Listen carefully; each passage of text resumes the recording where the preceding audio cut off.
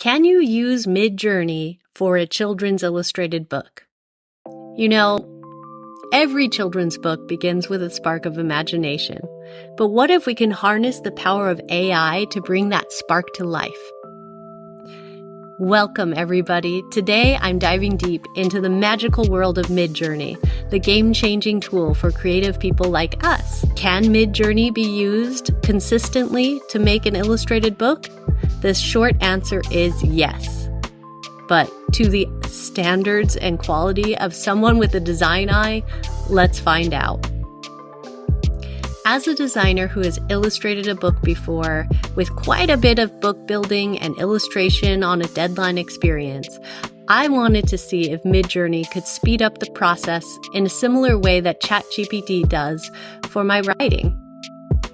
I set my expectations low and kept the mantra, perfection is the enemy of progress, in the back of my mind and set out on this journey.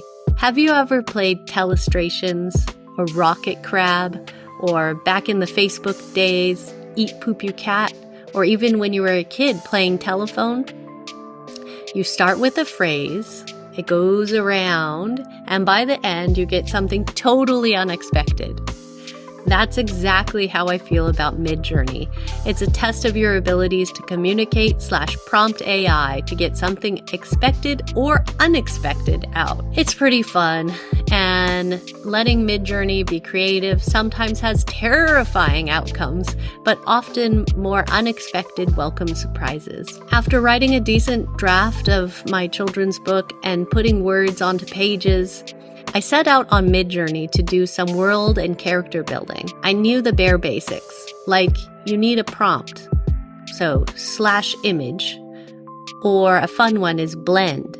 I'll do a different video on blend. It's so cool, it needs its own video. You should try it out. It takes two images and combines them together in really lovely ways. I started out, like I always do, watching a few YouTube videos, reading some articles about how to get what I want out of Midjourney. One of my favorites that I've kept up with is Mia Blume. Hi Mia, if you're watching. She's been doing AI visual experiments for a while and has a great blog on it. I also see her GMM, Good Morning Midjourney, post on LinkedIn. Follow her if you aren't already, link in my description. I knew about weighting parts of my prompts or tokens to make it do what I want it to do. Trying it is a different, you may or may not get what you want, even with tokens. Like every tool, the magic lies in the details. With Midjourney, weighted tokens, you're in control. You decide how much or how little the style of your creation will have versus the description. The first thing I wanted to try with Midjourney is the world that my character Magenta lives in, called A-idea, like idea with an A in front of it, A-idea. It works for the meter of my rhyming book. See how I used AI to help me craft that in this video. I wanted A-idea to be a mid-century modern looking place, and I wanted Magenta to have a castle with a nice tree and a swing on top of a hill, with plenty of space to skate around. I've always liked the style of Mary Blair, the geometric, colorful whimsy. My first attempt created something pretty cool, but not very mid-century modern, and not very much Mary Blair. So I re-rolled, which gets you 4 new possibilities without changing the prompt. At this point, I wasn't sure if Midjourney knew what mid-century modern or Mary Blair were. Next, I tried weighting 2 of those higher. You weight the parts of the prompt you want with 2 colons followed by a number. The higher the number, the more weight it has.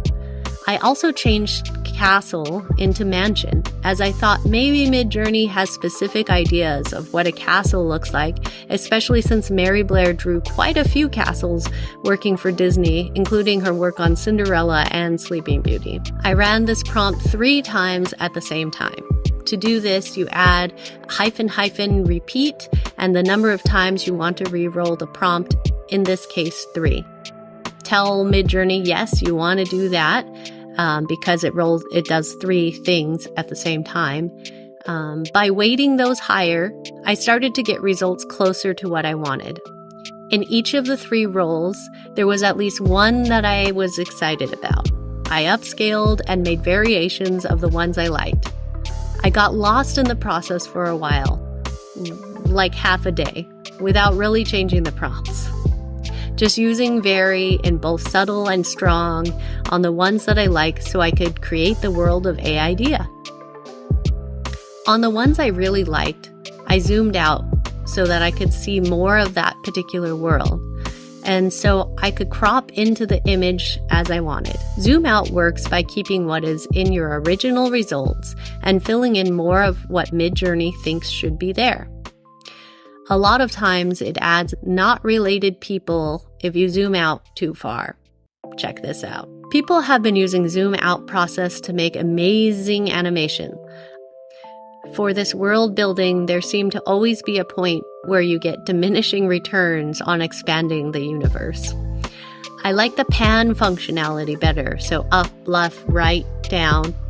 But there were some pretty cool results with zoom out as well. While world building seems like a fun collaborative partnership, character building, I often felt like Midjourney and I were not speaking the same language.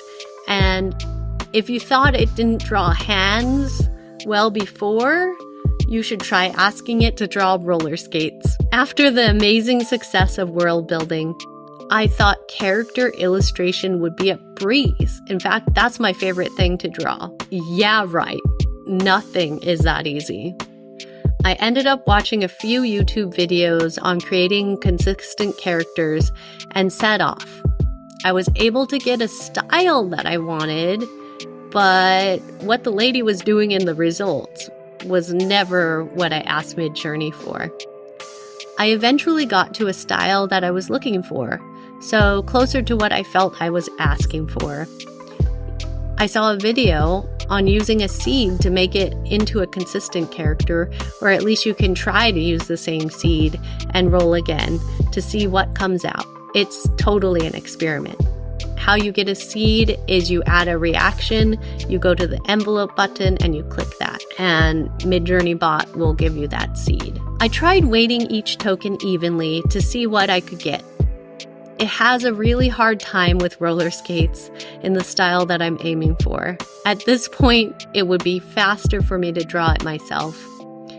I try a few more times to get the skates through AI.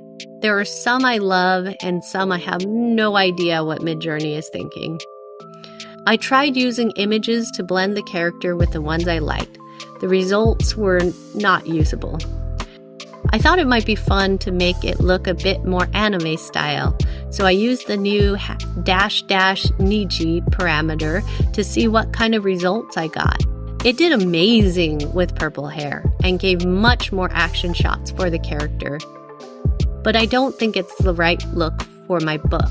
Consistency is key, like ensuring your character doesn't suddenly grow an extra finger, happens more than you would think, or change hair color without a reason. I'm not sure if I've gotten it figured out.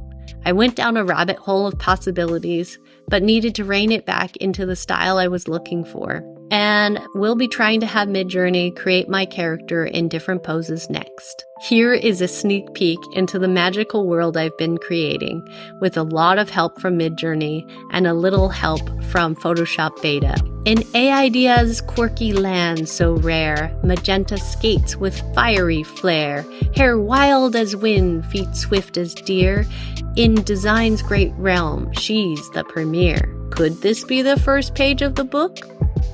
I'm experimenting with Midjourney and trying to get the style right. I have an idea of how I can get closer to what I want. Sketch out the basic layout of the pages in line drawings and uploading and asking Midjourney to fill it in. That just might be my next YouTube video. There you have it. Birthed from the blend of imagination and cutting-edge AI. If I can do it, so can you. Dive into your own journey with Midjourney and craft a world only you can envision. If you enjoyed this journey through the realms of AI and creativity, make sure to give this video a thumbs up, share and subscribe for more insights, and follow my adventures. Until next time, keep those creative juices flowing.